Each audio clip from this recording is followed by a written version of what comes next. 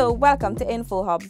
In our headlines, two former PPP government officials charged with misconduct in public office, contrary to common law, as it pertains to the sale of 3 plots of state land. The Summit of the Americas begins in Peru, and push for workplace gender equality continues. Stay tuned for the details of these and more. The Ministry of Finance has announced a tax amnesty effective January 1 to September 30, 2018. This means that you can pay all your outstanding income, property, corporate, capital gains, and withholding taxes. File your taxes before June 30, 2018, and all interest and penalties will be waived. Or file before September 30, 2018, and pay only 50% of the interest and penalties accrued. Invest in your country. Pay your taxes. A message from the Ministry of Finance and the Guyana Revenue Authority. We begin with news that former Finance Minister Dr. Ashley Singh and former head of the National Industrial and Commercial Investments Limited NISL Privatization Unit Winston Brassington were today given until early next month to make an appearance in connection with the allegedly illegal sale of 3 plots of land for a total of more than 900 million Guyana dollars. According to the charges, former Finance Minister Dr. Ashley Singh and former NISL Chairman Brassington, on May 14, 2011, by way of an agreement of sale and purchase, acted recklessly when they sold Multi-Cinema Guyana Incorporated a 10-acre tract of state land at Turkine for $185,037,000 Guyana dollars without first having procured a valuation from a competent valuation officer. They are also accused of selling 103 acres of state land by an agreement of sale and purchase to National Hardware Guyana Limited for $598,659,398 Guyana dollars VAT exclusive without first procuring a valuation. The third and similar charge concerned the sale of 4.7 acres of land for 150 million Guyana dollars to Skady Business Corporation, knowing that the said property was valued at 340 million. The case was adjourned to May 7, 2018 to allow the defense lawyers to contact their clients concerning the charges. The 8th Summit of the Americas is underway in Lima, Peru. Tiffany Rogers is there and filed this report. Second Vice President and Minister of Foreign Affairs Carl Greenidge says Guyana's achievement in the fight against corruption will be highlighted during the summit. Guyana, for example, would wish to share with the others the initiatives that we have embarked on in relation to dealing with corruption, trying to ensure accountability as regards this area in a manner consistent with the broader principles. In 2017, Guyana moved 17 spaces up on the Transparency International Corruption Perceptions Index. Since assuming office in 2015, the APNU-AFC administration has introduced a number of measures to tackle corruption in public office. These include the passage of legislation such as the State Asset Recovery Act, the establishment of the Public Procurement Commission, and the facilitation of a number of forensic audits in state agencies. Minister Greenidge notes that the summit is also an opportunity for the region as a whole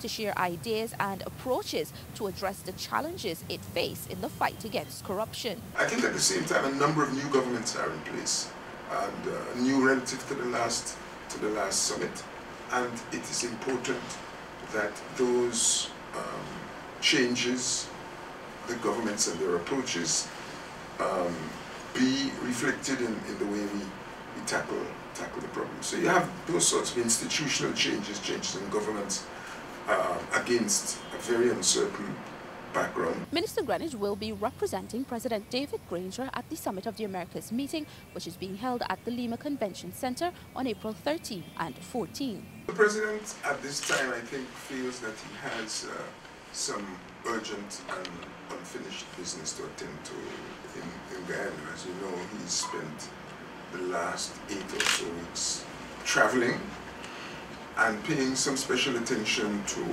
challenges on the frontiers. Today, the Summit Implementation Review Group, SIRG, met to consider and adopt a draft Lima commitment, which is in line with the summit's central theme, democratic governance against corruption. The Summit of the Americas is a meeting of more than 30 world leaders from Latin America, the Caribbean, USA and Canada. The aim of the summit is to jointly seek solutions to improve the lives of citizens across the Americas.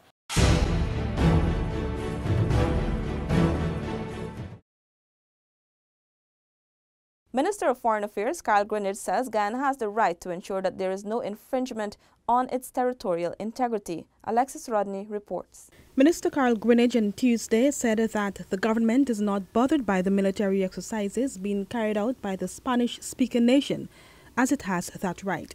Venezuela is contending that the 1899 arbitral award giving rights to Guyana over its territorial boundary is null and void. According to Minister Greenidge, Venezuela will do what it chooses to do. Guyana also has its own responsibility. They have a right to carry out their military exercises. We, of course, have a right to monitor to make sure that they don't infringe our territorial integrity. The foreign minister said there was no reason to believe that Venezuela would ignore the rules, but it was Guyana's interest that special focus be placed on security. Meanwhile, the Foreign Affairs Minister sought to establish that the presence of Guyanese military at the borderline is not connected to the border issue currently before the ICJ. The people living on the border areas have been alerted by the Guyanese authorities not because of what is to happen or is happening in the courts, but because of the political crisis in Venezuela. And that political crisis started before the court matter arose, and it will continue perhaps after. Alexis Rodney for InfoHub. Harmony Village opened today. Renata LaFleur was there and filed this report. Cultural dances, songs and poems were among some of the captivating performances that entertained those gathered at Main Street for the opening of the anticipated Harmony Village. Minister of Social Cohesion Dr. George Norton told the audience that to fully appreciate Guyana's rich diversity, persons must have pride in themselves. The key to us embracing diversity and promoting tolerance is to be proud of ourselves, of our culture, to be proud of our traditions, ethnicities, religions, and all the things that make us who we are as individuals. From that, we can begin to appreciate the differences and similarity of those around us. The Harmony Village was first launched in 2017. Coordinator Sharon Patterson said since its introduction, networks and bonds have been forged. We have used last year's experience to deepen existing relationships with partners and to establish new ones. This is evident here today, as last year we had 46 tents. The number of tents today is 103, with 98 organizations represented. Both public and private organizations participated in the event. I'm hoping that the village makes people aware of the things that Guyana has to offer, not only in psychology, but in the various cultures, in the various diasporas of Guyana, and to bring a cohesion, bring love and unity. The minimum expectation what we have, people will come and visit and they learn about Islam, and some of the things which we're not aware about Islam, they may have information. The whole idea is bridging gap and, just building, relationship among persons of diverse background, be it your ethnicity, be it your religion. This spectacular event is held under the theme Building Partnerships, Promoting Community and National Cohesion. From Harmony Village on Main Street, Renata LaFleur reporting for InfoHub. The government is monitoring developments relating to U.S. sanctions against the Russian aluminum giant Rusal. Here's that report. The government is concerned about the potential implications for Rusal's operations locally and the effects on the mostly Kokwani Linden workers.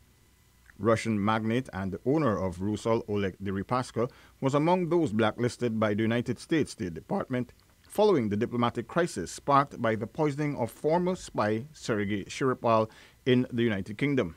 Foreign Affairs Minister Carl Greenidge on Wednesday said it will not be easy to give an immediate analysis of the situation, but he noted that the government is looking at the possible implications. We are concerned, of course, to do that quickly so that we can avoid any adverse consequences on the social side with regards to employment and so forth. But at this point in time, I don't think that either we or the company would be in a position to say this is what's going to happen tomorrow as a consequence. It'll evolve.